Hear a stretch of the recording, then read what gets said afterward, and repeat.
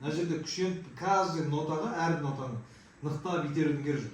Мына жерде үш нотаң бір нота сияқты болу керек. Бір дыбыс сияқты. То есть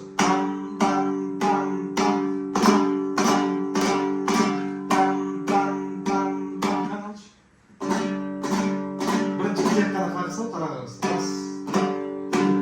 Таста. Енді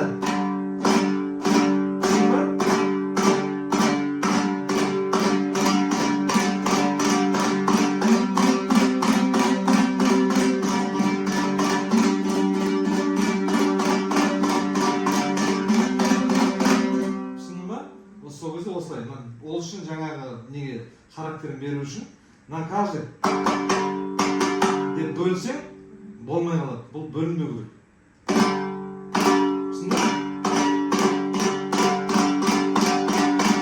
Осылай болу керек. О!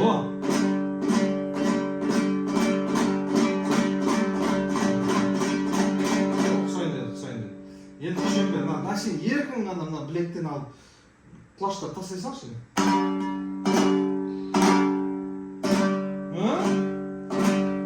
Еркін болсын, қолың күшеніп, тырысып қалмасын, жарай ма?